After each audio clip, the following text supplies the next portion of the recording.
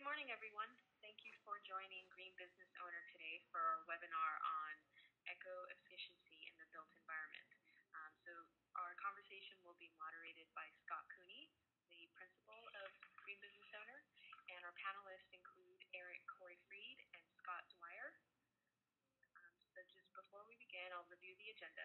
So we'll begin by introducing our panelists a little bit more to give you some background on their professional experience. And then we'll do a little history background on green building trends, perspectives, which will be commented on by our panelists. We'll then move on to talking a little bit more about the green building industry and green job opportunities there. Then we'll talk a little bit more about just advice for small business owners who want to go into green building. And if time allows, we'll also do a Q&A. Before we begin our webinar, just to let you know, feel free to post relevant questions in the chat box, which is located on the bottom right-hand corner of your screen. As I mentioned earlier, as time allows, our moderator, Scott Cooney, will address these questions towards the end of the webinar. And also just to let you know, our webinar is being recorded and will be available for viewing on our website and on our YouTube and Facebook pages these days. And we'll be getting this information via our newsletter.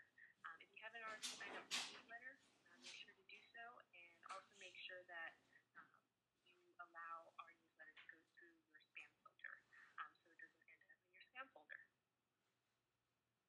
Okay, so now I'm going to pass it on to Scott Cooney, who will introduce our two panelists today, Eric and Scott. Great, thank you, Niley. So as Niley said, my name is Scott Cooney. I am the founder of greenbusinessowner.com, the principal and author of Build a Green Small Business, Profitable Ways to Become an Ecopreneur. And I have had the great pleasure in my professional career of interacting with our two panelists today, Eric Corey-Fried of Organic Architect here in San Francisco and Scott Dwyer of PCR in Salt Lake City, Utah. So Eric, it's a great pleasure to have Eric on the program for today. Eric is the principal of Organic Architect here in San Francisco, as I mentioned, architecture and consulting firm with 20 years of experience in green building. Among his many accomplishments, Eric is the author of 4 books on green building, including a bestseller, Green Building and Remodeling for Dummies, in addition to the books Green Your Home for Dummies, Sustainable School Architecture, and his most recent work, Green Sense for the Home, which is a really interesting book. It rates the real payoff from 50 different green building initiatives for the house, home, and office environment.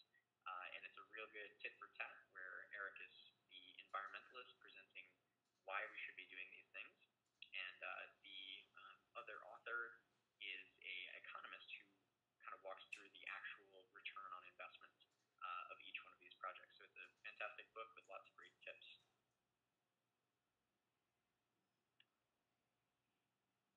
Our other panelist is Scott Dwyer of PCR in Salt Lake City, Utah. Scott is a LEED accredited professional as well and does building and remodeling projects in Utah. Just recently completed a LEED Gold certification home in Salt Lake that I'm sure he'll tell us about in a little bit. And he is working with the City of Salt Lake and the State Energy Office there in Utah to implement energy-saving upgrades to government buildings, which will save between 15 and 40% of energy for those buildings. And his company, PCR, was recently named Best Green Builder in either in Utah or in Salt Lake City. He's got I'm not really sure what the criteria is for the Salt Lake Weekly. Just in Salt Lake, I believe. Just Salt Lake area. Okay. Well, obviously the grand majority of the population lives in Salt Lake, so true. Let's just assume that you'd be the number one green building company in all of Utah. Safe assumption. So obviously 2 great pioneers in the green building industry, and we're excited to have them both. So welcome to the program, guys. Glad to be here. Thanks for having us. Okay, so as Niley said, we walked through the agenda a little bit before, but basically I wanted to start off with a little bit of education around green building, the history, the trends, and the perspective. So I'm going to walk through a little bit of the history and the trends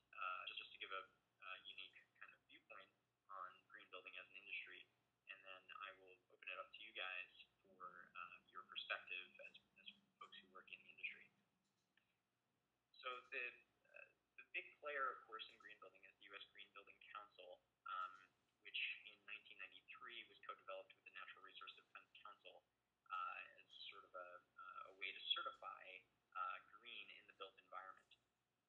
It's most well known for its certification standard, LEED, which is a quantifiable way to show building performance based on a lot of different criteria, which is really it's a fantastic eco label, and it's something that I think we want to talk about a little bit more.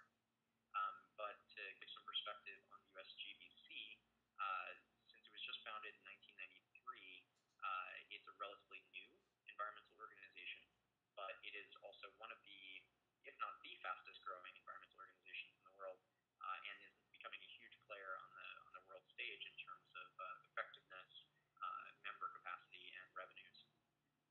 There are 140,000 folks who have passed the LEED exam to become a LEED accredited professional. This is up from just about 70,000 in 2008, so a doubling in 2 years. And some statistics from the USGBC website are that greater building efficiency, if we can implement a lot of LEED standards over the next couple of years, can save our country 85% of the energy that we need for our future. Buildings, I don't have the stat right offhand, perhaps one of you guys know, but buildings use a preposterous amount of the total energy that our country uses.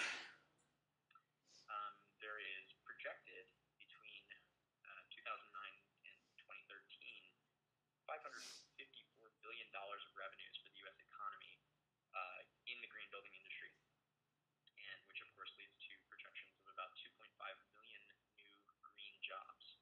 So this clearly is an indication that green building is not only up and coming, it is here to stay, and obviously is being well embraced by all sectors. Both the true on return on investment folks, as we talked about a little bit before, and of course the greenies who are looking to save energy, water, and create more livable communities. So guys, I want to start with a question here to you, your perspective on LEED, and basically wanted to get your view on the LEED exam. You guys have both taken it, both passed it. There are 140,000 folks who have done the same.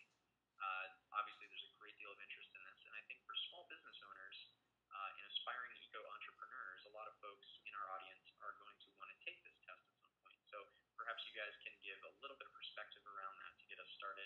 And let me go ahead and start with Eric, and I'm going to mute my microphone so that we maybe lose that echo.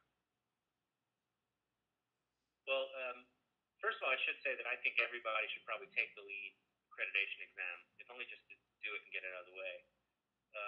What's interesting about that number, Scott said there's 140,000 LEED APs. Actually, the number as of July, the most recent number is at 155,000 people. So it just keeps going up. But what's really remarkable about it is that of the 155,000 people that took the test, there's only been about 5,700 LEED certified buildings that have made it all the way through. There's another 30,000 in queue to eventually do it, but to date, the number of people taking the test has far surpassed the number of buildings that we've done. So that means that clearly a lot of people are taking the test and not applying it to buildings yet. And what's exciting about that is that it means that there's this coming tidal wave of trained green professionals, and we're going to see a logarithmic